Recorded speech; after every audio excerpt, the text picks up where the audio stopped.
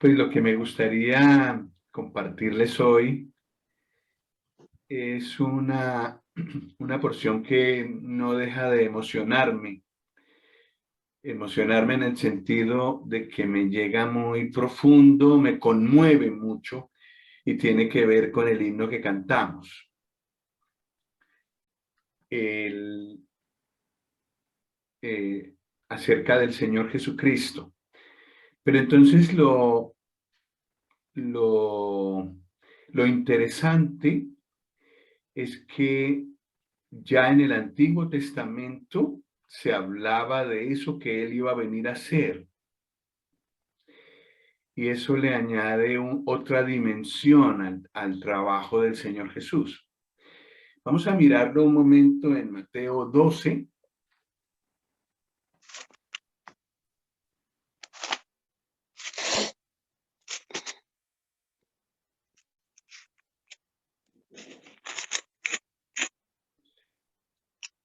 En Mateo 12, 9,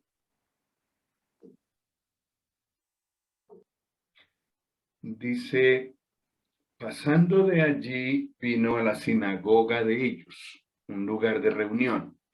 Y he aquí, había allí uno que tenía seca una mano. Y preguntaron a Jesús para poder acusarle, ¿es lícito sanar en el día de reposo? Él les dijo, ¿qué hombre habrá de vosotros que tenga una oveja y si ésta cayere en un hoyo en día de reposo, no le eche mano y la levante? Pues cuánto más vale un hombre que una oveja. Por consiguiente, es lícito hacer el bien en los días de reposo. Entonces dijo a aquel hombre, extiende tu mano. Y él la extendió y le fue restaurada, sana como la otra. Y salidos los fariseos, tuvieron consejo contra Jesús para destruirle. Es impresionante el contraste que hay aquí. Por religiosidad, a estas personas, a estos religiosos, no les importaba el bienestar de este hombre. Por religiosidad. Es decir, Dios había dicho en su ley que debían guardar el sábado. Y entonces los fariseos y muchos religiosos habían reglamentado hasta qué punto se podía hacer algo y hasta qué punto no se podía hacer algo el día del sábado, el día sábado. Pero perdieron de vista que para el Señor y para Dios era más importante las personas que los ritos. Y el Señor Jesús tuvo que rescatar eso. Y entonces aquí delante de ellos, ya que se comían de la rabia, pero él delante de ellos miró la angustia, la tristeza de este pobre hombre que tenía una mano inutilizada, todo incómodo, y el Señor lo sanó. Y en vez de los religiosos decir, mira, este es el poder de Dios, hagamos fiesta. El Señor Jesús ha hecho un milagro, ha rescatado de la infelicidad a una persona. Vamos a hacer fiesta. Lo que hicieron fue decir, vamos a ver cómo lo vamos a destruir. La religiosidad tiene ese problema también hoy en día, que le importa más los rituales que las personas. Pero el Señor Jesús no es así. Y aunque haya una religión que haga así, podemos hacer la diferencia, aunque sea una religión cristiana, y decir, pues, esos cristianos son así, pero el Señor no es así.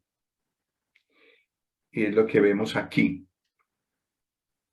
Pero luego entonces el Señor le dio ese gozo a esa persona, tuvo compasión de él, su amor brotó en raudal, es decir, ampliamente, generosamente, y no solo su amor, sino también su poder, porque claro, no se puede hacer eso sin el poder de Dios, y el Señor Jesús lo manifestó.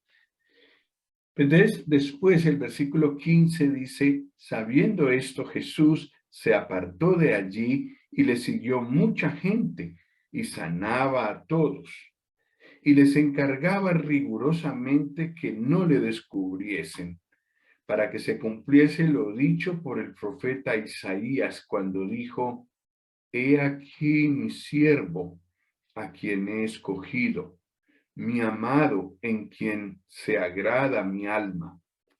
Pondré mi espíritu sobre él y a los gentiles anunciará juicio.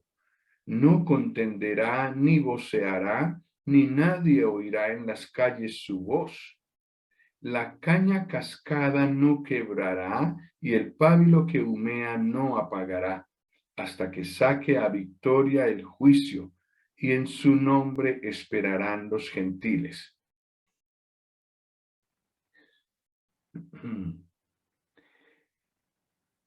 Lo que el Señor Jesús hizo, lo hizo, lo que acabamos de ver del hombre con la mano seca y sanarlo, tiene que ver con algo que ya se había dicho 700 años antes acerca de él. Fue una profecía que se dio acerca del Señor. Entonces, me gustaría que miráramos un momento esa profecía. Esa profecía está en Isaías 42.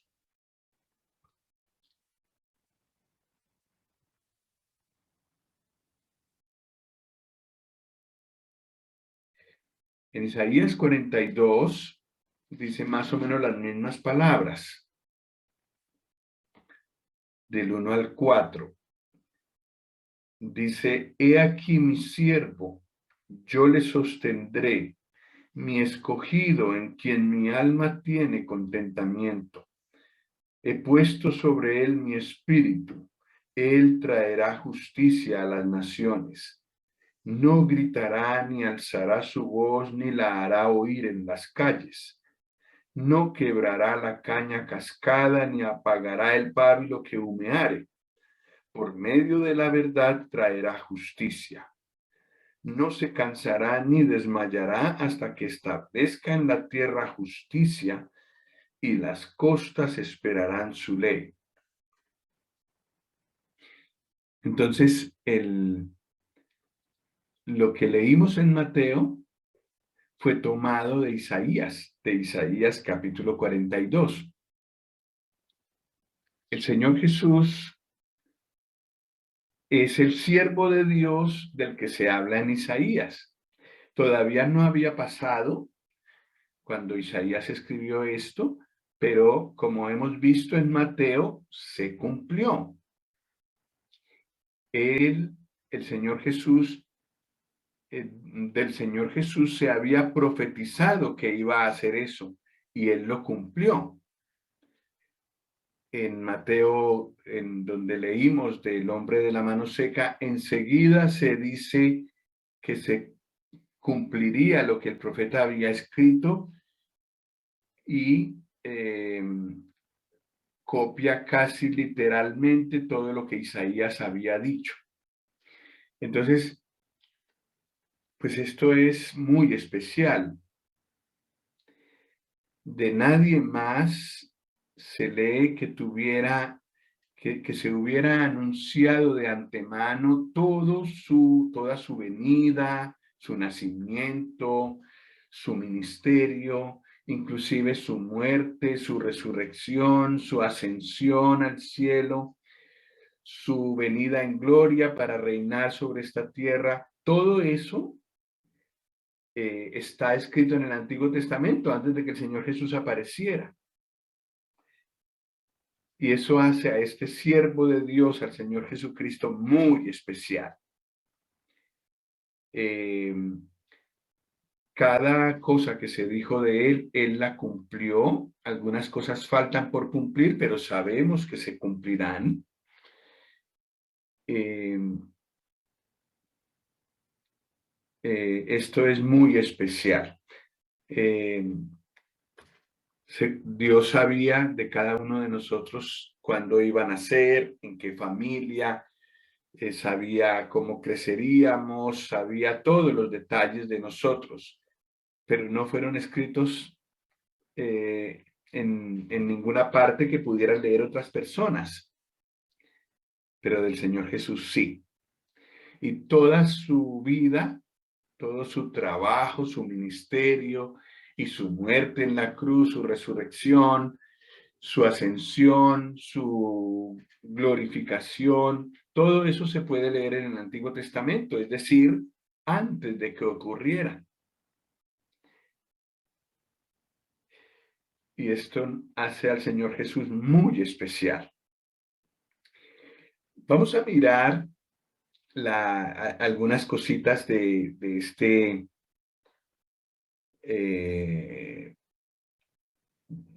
de lo que dice Isaías acerca de él. Una cosa que dice en el versículo 2 es que no gritaría, ni alzaría su voz, ni la haría oír en las calles. Es decir, no buscaba la gloria humana, no buscaba la pompa, la fama que le pudieran dar las personas. Sus hermanos se acercaron a él y le dijeron, le aconsejaron que se hiciera propaganda, que fuera a la ciudad mientras estaba tan llena de gente para que se manifestara y todo el mundo se diera cuenta acerca de él. Pero el Señor Jesús tenía este espíritu de humildad, no gritar, no alzar su voz, no hacerla oír en las calles. Y el versículo 3 es un versículo que no me deja a mí de conmover. En su venida, el Señor Jesús, cuando vino a nacer de María, a nacer en un pesebre, cuando vino a esta tierra en humildad y tomó su ministerio, dice el versículo 3, no quebrará la caña cascada, ni apagará el pábilo que humeare. Yo creo que hemos meditado alguna vez sobre esto. Cuando hay una caña en un río y le está dando el viento, el agua, después de recibir muchos golpes, esa caña empieza a debilitarse y finalmente se rompe. Es una caña cascada, una caña a la que le ha pegado mucho tanto el viento como el agua y está débil. Y el episodio que vimos del hombre con la mano seca nos hace ver a una persona muy sufrida, una caña cascada. Y lo que hicieron los religiosos fue ignorar su estado. Que si él se tiene que morir así, pues es cosa suya, es problema suyo. El Señor Jesús, en cambio, vino a restaurarlo. Lo vio así, tan mal, y lo que vino a hacer él fue a restaurarlo. Lo mismo que le pasa a la caña, cuando es sacudida por el viento y que el agua le pega muchas veces, le pasa al pábilo que humea. Cuando Cuando uno tiene una vela encendida y la sopla, sale humo. Si uno le acerca a ese humo, aunque no llegue hasta el pábilo, si uno le acerca un fósforo, una cerilla, se vuelve a encender.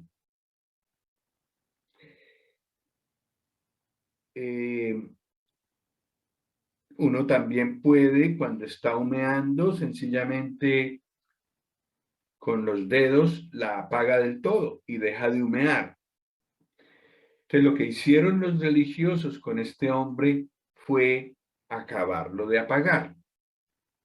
Y lo que hizo el Señor Jesucristo fue darle nueva vida a un pábilo que humea. Le dio nueva luz, le dio la sanidad, le ayudó en su problema. Esto es muy bonito, porque bueno, aunque nosotros no tengamos la mano seca, gracias a Dios las tenemos bien las dos, estamos más o menos bien de salud. A veces no es el cuerpo el que está sufriendo, sino el alma. A veces de tanto recibir golpes y problemas, uno está a punto de desesperar. Y el Señor Jesús, consciente de ese problema, vino a este mundo y se acerca a nosotros y escucha esa situación. Y si le pedimos a Él que tenga misericordia de nosotros y nos ayude en esa situación crítica, Él lo hace. Él es capaz de hacerlo. Una persona que siente su indignidad, que siente sus limitaciones, siente lo grave de su estado, lo mal de su estado, va a donde Él y encuentra ayuda. El que es orgulloso y dice, pues aunque soy una caña cascada, no necesito que nadie me ayude, o no pide ayuda al Señor, pues no, el Señor ahí no actúa. Pero el que se humilla delante de Él, reconoce su estado y le pide, normalmente recibe respuesta de parte de Él. Él no quebrará la caña cascada ni apagará el pábilo que humeare. Y eso está en relación con la manera humilde en la que Él vino la primera vez. En el versículo 6 y 7 también habla de esto. Dice ahí en Isaías 42, 6 y 7, yo Jehová te he llamado en justicia y te sostendré por la mano. Te guardaré y te pondré por pacto al pueblo, por luz de las naciones. Y ahora viene, para que abras los ojos de los ciegos, para que saques de la cárcel a los presos y de casas de prisión a los que moran en tinieblas. Es decir, el Señor Jesús en su primera venida vino para estar cercano a las personas, para ser sensible a sus necesidades. Y hasta el día de hoy, si uno de nosotros tiene una necesidad grande o está así muy golpeado, muy herido, el Señor Jesús está dispuesto a ayudar, a levantar a esa persona, a darle nueva vida, aunque ya casi ya no hay esperanza para él. Pues como el hombre de la mano seca, no había médico que pudiera sanarlo de eso.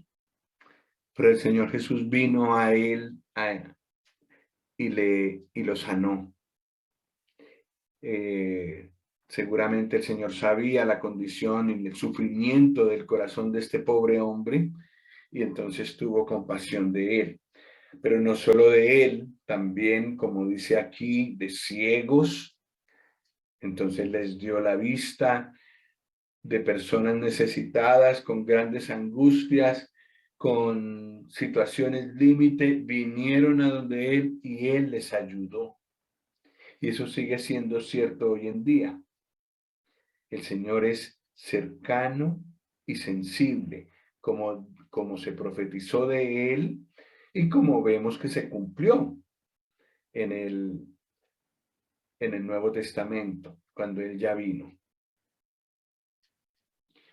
Pero hay otra cosa muy bonita que vemos en esta porción acerca de él. El final del versículo 1 de Isaías 42 dice, Él traerá justicia a las naciones. Y en el versículo 4 dice, no se cansará ni desmayará hasta que establezca en la tierra justicia, y las costas esperarán su ley. Las costas se refiere a países lejanos de Israel. España, por ejemplo, para los israelitas de aquel tiempo estaba muy lejos. Colombia estaba mucho más lejos y era desconocida en aquel tiempo. Sin embargo, el día de hoy hay personas que han creído en él tanto en España como en Colombia, como en los países más lejanos de Israel. Pero no solo eso, sino que lo que dice aquí es que el Señor establecerá en esta tierra justicia. Como parte de su llamado estaba lo primero, estar cercano y sensible a los pobres, a los que estaban en mala condición, a los que estaban muy, muy golpeados, a los que estaban en situación límite. Pero viene el tiempo en el que Él establecerá en este mundo justicia. Y entonces eso ya no es, digamos que Él va a establecer justicia viniendo en humildad, sino viniendo en gloria y poder. Y Él lo hará. Él tiene el poder de ejecutar esto. Y nosotros veremos esta tierra llena de la justicia de Dios cuando Él venga a reinar. Y notemos que esta profecía habla de su primera venida, cuando Él estaba cercano y sensible, cuando no levantaba su voz, no gritaba, no buscaba fama. Pero también esta profecía habla de que Él volverá para establecer en esta tierra justicia. Vamos a leer un momento los versículos 13 al 15 de aquí de este capítulo 42, que son muy reveladores y hablan de la misma persona, solo que esta parte todavía es futura. En los versículos, en Isaías 42, 13 al 15 dice, Jehová saldrá como gigante y como hombre de guerra despertará celo. Gritará, voceará, se esforzará sobre sus enemigos. Desde el siglo he callado, he guardado silencio y me he detenido. Daré voces como la que está de parto. Asolaré y devoraré juntamente. Convertiré en soledad montes y collados. Haré secar toda su hierba. Los ríos tornaré en islas y secaré los estanques.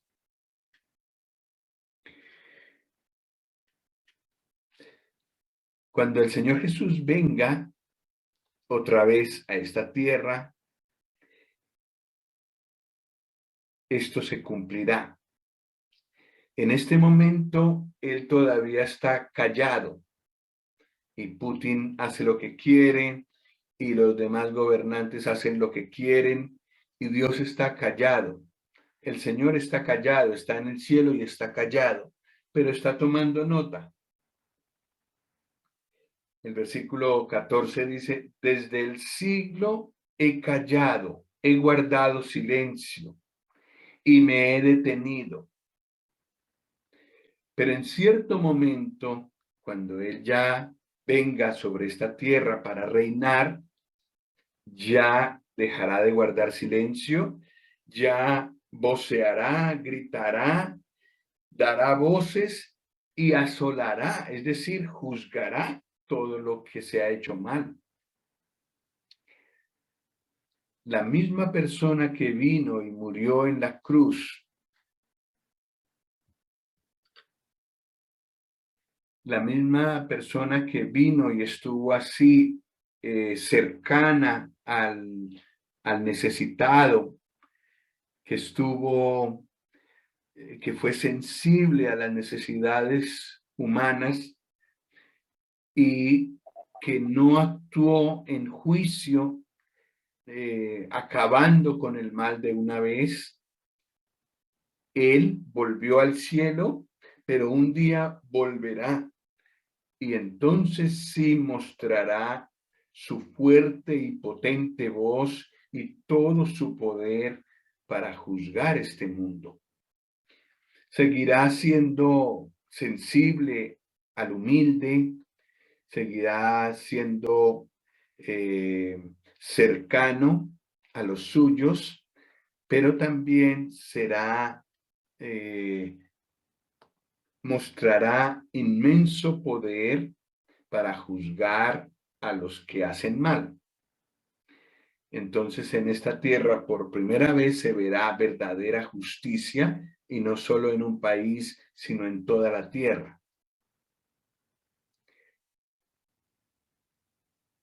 En los 4 primeros versículos de Isaías 42 se dice todo eso.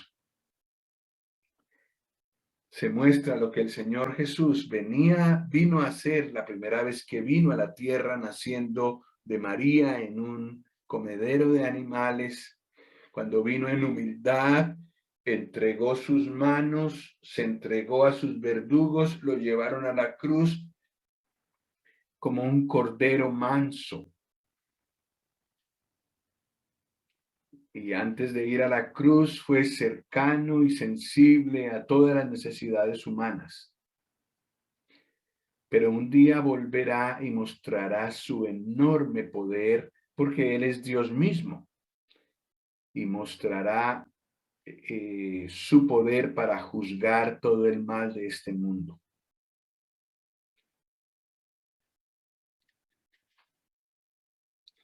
Resumiendo, el Señor Jesús es muy especial. Primero, porque todo lo que hizo ya había sido predicho.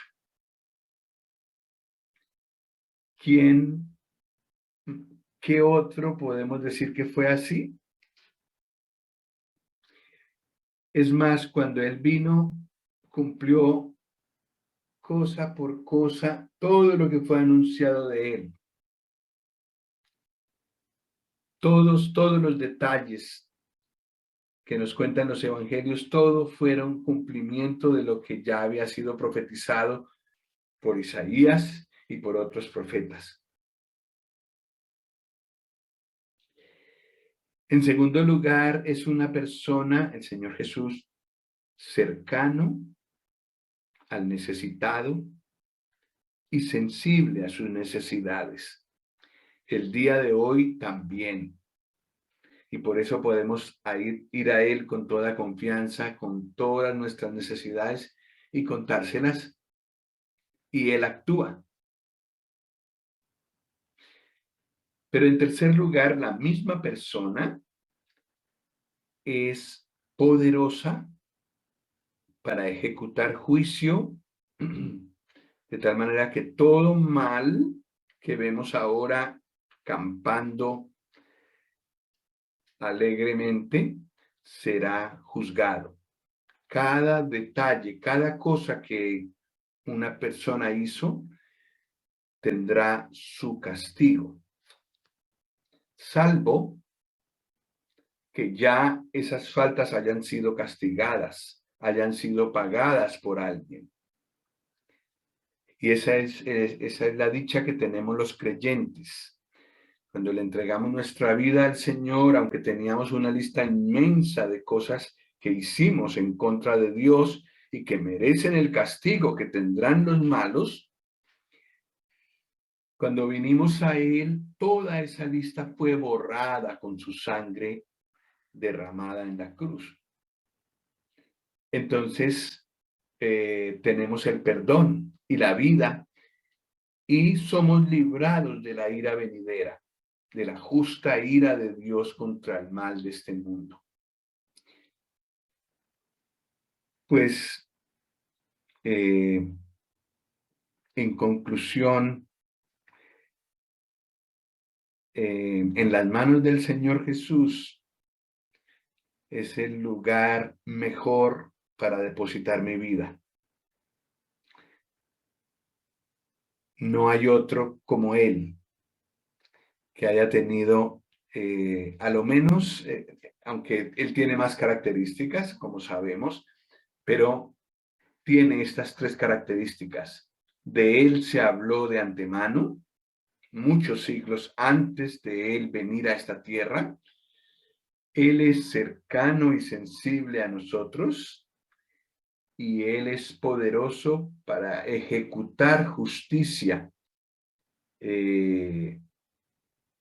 y juzgar todo el mal que se hace en este mundo.